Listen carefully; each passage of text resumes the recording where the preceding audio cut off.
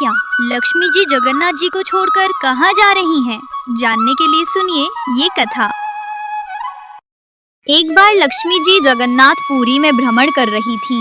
उनका आज मन हुआ कि किसी भक्त पर कृपा की जाए। तभी उन्होंने सोचा कि पहले हमारे प्राणनाथ के जो अर्चक हैं, जो उनकी नित्य सेवा करते हैं मंदिर, मैं उनके घर जाकर के देखती हूँ, अगर किसी पर कृपा करना हो तो लक्ष्मी जी उन अर्चकों के घर गई और किया देखा कि सूर्योदय हो गया है और सब अभी तक सो रहे हैं।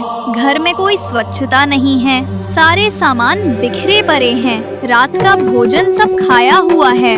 लक्ष्मी जी ने कहा कि मैं यहाँ नहीं रुकूंगी और ना ही मुझे कृपा करनी है, ये मेरे रहने के योग्य स्थान नहीं है, और लक्ष्मी जी चली गई। लक्ष्मी जी अब गई उस आदमी के घर जिनको मंदिर में झाड़ू लगाने की सेवा थी और जिनको मंदिर में घुसने भी नहीं दिया जाता था। उनके घर में सब ब्रह्म मुहूर्त में उठ जाते हैं। उनके घर में बढ़िया गोबर का चौका लग रहा है, तुलसी जी को जल पधराया जा रहा है, ठाकुर जी को भोग लगाया जा रहा है। लक्ष्मी जी बोली, ये है मेरे रहने का योग्य स्थान, और साक्षात लक्ष्मी जी प्रकट हो गई। अब वो दोनों दंपत्ति तो चौंक गए। उन्होंने पूछा, देवी आप कौन हैं? लक्ष्मी जी ने कहा, हम लक्ष्मी हैं, जगन्नाथ भगवान की पत्नी। सब बोले, देवी आप अचानक यहाँ कैसे? लक्ष्मी जी ने कहा, अरे पुत्र, तुम्हारे इस सेवा भाव, पवित्रता, तुलसी निष्ठा, घर की शुद्धता देखकर हम बहुत प्रसन्न हुए हैं। सब बोले, जय हो लक्ष्मी जी, आप प्रसन्न हुए हैं, ये तो हमारा सौभाग्य है। लक्ष्मी जी ने कहा, अरे मैं तुम्हारे घर आई और मुझे प्रसाद नहीं परोसोगे? सब बोले, हाँ, आप बैठिए ना। उन्होंने लक्ष्मी जी को एक आसन पर बिठाया और उनको प्रसाद परोसा। उधर बलराम जी पूरी में डोल रहे थे और तभी खिड़की से झांक के देखा कि लक्ष्मी जी किसी दूसरे के घर में भोजन कर रही थी। उनको बड़ा क्रोध आया। वो बोले, अरे इनका कुल कितना नीचा है, शुद्धता भी नहीं होगी घर में, और उनके घर लक्ष्मी जी भोजन कर रही है, आने दो इन्हें। बलराम जी वहाँ से क्रोध में भरकर चले गए।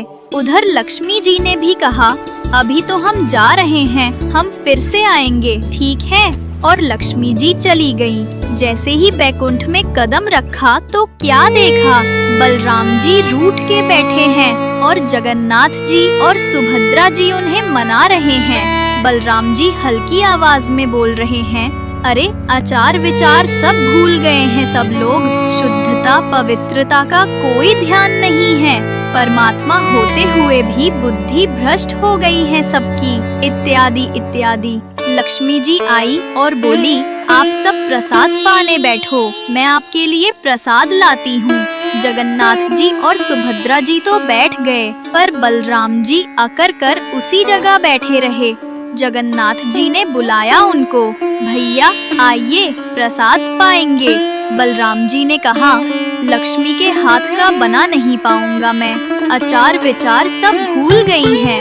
उधर लक्ष्मी जी सब सुन रही हैं। अब जगन्नाथ जी बड़ी दुविधा में पड़ गए, इधर प्रसाद पा लेंगे तो भैया नाराज, उधर प्रसाद नहीं पाया तो लक्ष्मी जी नाराज। उन्होंने सोचा, मैं लक्ष्मी जी को मना सकता हूँ, पर ये भैया बड़े खतरनाक हैं, मानेंगे नहीं। और जगन्नाथ जी ने भी प्रसाद नहीं पाया। 2-3 दिन तक ऐसे ही चलता रहा और लक्ष्मी जी ने कही कि इस जगन्नाथ पुरी में हमारी सेवा है प्रसाद बनाने की, और जब हमारी हाथ की ही किसी को नहीं पानी तो हम जा रहे हैं। और लक्ष्मी जी उन्हें छोड़कर चली गईं। लक्ष्मी जी जाते ही सबसे पहले उनकी सारी श्री चली गई और जगन्नाथ जी बलभद्र जी को देखे, बलभद्र जी जगन्नाथ जी को। बलभद्र जी बोले, लाला ये क्या हो गया, सब गायब कैसे हो गया? जगन्नाथ जी बोले, ये सब आप ही की कृपा है भैया। बलभद्र जी बोले, मतलब? जगन्नाथ जी बोले, मतलब कुछ नहीं, लक्ष्मी जी चली गई तो सब कुछ उनके साथ ही चला गया।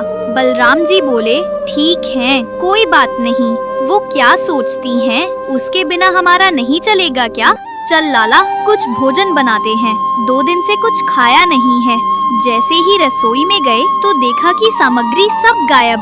जगन्नाथ जी बोले, चलो दाऊ, स्वर्ग द्वार के वहाँ सब भिक्षुक बैठे रहते हैं, वहाँ सब भिक्षुकों को कुछ न कुछ मिल ही जाता है।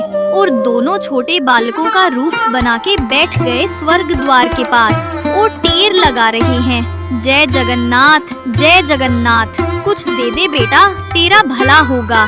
तभी एक स्त्री आई और उनको कुछ दिया नहीं, ऊपर से डांट दिया, ए बच्चों, पढ़ाई लिखाई सब छोड़ दिया है क्या? जाओ घर जाओ।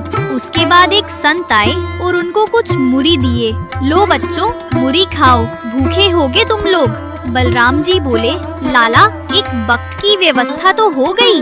और तभी जोर से हवा बहने लगी और उनकी सारी मुरी उड़ गई। दोनों मुरियों के पीछे पीछे दौड़ने लगे और कुछ देर दौड़ के दोनों थक गए। भैया लक्ष्मी जी से क्षमा मांग लो, सच्ची कहता हूँ, नहीं तो ऐसे ही डोलना पड़ेगा। बलराम जी बोले, ठीक है क्षमा मांग लेंगे, पर ढूंढ तो बहू है कहाँ? जगन्नाथ जी बोले, सीधी सी बात है, जहाँ श्री सबसे ज्यादा होगी वहीं लक्ष्मी जी मिलेंगी। तभी डोलते डोलते देखा कि एक घर में इतनी श्री का वर्धन की उसकी चमक बाहर तक आ रही थी। जगन्नाथ जी बोले, दाऊ उस घर में चलो, वही है हमारी लक्ष्मी जी। तभी देखा कि उस घर का बालक सबको वस्त्र दान कर रहा है। दोनों उस लाइन में खड़े हो गए। लक्ष्मी जी की जैसे ही नजर पड़ी उन बालकों के ऊपर तो उनको दया आ गई। मेरे प्राणनाथ, उनको कोई जरूरत नहीं है मेरी, पर फिर भी दाऊ दादा को मेरा महत्व समझाने के लिए ये लीला कर रहे हैं। लक्ष्मी जी ने उस दंपत्ति से कहा, सुनो, उन बच्चों को मेरे पास ले आऊं। जगन्नाथ जी और बलराम जी सर झुका के खड़े हैं। बलराम जी बोले, देख बहू, मुझसे गलती हो गई, मुझे तेरे साथ ऐसा बर्ताव नहीं करना चाहिए था, लेकिन तेरी भी गलती है, मैं अकेला दोषी नहीं हूँ। जगन्नाथ जी उधर से कोनी मार रहे हैं। अरे चुप करो, फिर से भड़काओगे क्या? लक्ष्मी जी बोली, देखिए दाऊ, आप लोग किसी के घर भी चले जाते हैं तब तो उसका जाति नहीं देखते, और मैं आप लोगों को रोकती भी नहीं। फिर अगर मैं किसी के ऊपर कृपा करना चाहूँ तो मुझे रोक दो क्यों? मेरे लिए इतना बंधन क्यों? और किसी के जन्मगत व्यवहार से उसका पूरा जीवन नहीं आंकना चाहिए, उसके स्वभाव व्यवहार से देखना चाहिए कि वो है कैसा। कहा आप कहते हैं कि ब्राह्मण सर्वश्रेष्ठ, वो देर देर तक सो के उठ रहे हैं, उनके यहाँ शुद्धि नहीं, वस्त्र 4-4 दिन तक पहन रहे हैं, एक एक महीना एक ही धोती में निकाल रहे हैं। आप कह रहे हैं कि वो श्रेष्ठ, और ये लोग जो इतनी पवित्रता का ध्यान रखते हैं, इन पर कृपा ना हो। हमारे अनुसार तो जो अपने कर्म से शुद्ध है वो शुद्ध है।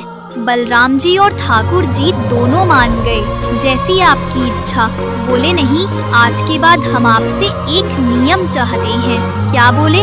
श्री जगन्नाथ पुरी में नियम कर दीजिए। बोले, क्या? जिस महाप्रसाद को ब्राह्मण पाएगा उसी महाप्रसाद को शूद्र भी पाएगा, दोनों को समान फल मिलेगा। और यहाँ महाप्रसाद का ऐसा नियम रखा जाए कि अगर एक ही पत्तल में दोनों बैठ करके पाले तो दोनों को समान पुण्य प्राप्त होगा। महाप्रसाद पाते ही अन्य तीर्थों में तो बहुत साधन करने पड़ेंगे, पर पुरी में आकर के कोई एक दिन का भी यदि महाप्रसाद का पाले तो उसको सर्व साधनों का फल प्राप्त हो जाएगा। और किसी भी प्रकार से ये ना देखा जाए कि कौन किस वर्ण का है, वो स्वभाव से शुद्ध होना चाहिए। हम सबको हृदय लगा ले। अगर ये सब आपको मंजूर हो तो मैं राजी हूँ। ठाकुर जी और बलराम जी राजी हुए और तब से श्री जगन्नाथपुरी में ये सब नियम नष्ट कर दिए गए। महाप्रभु जी सबके लिए सुलभ हो गए। जय जगन्नाथ।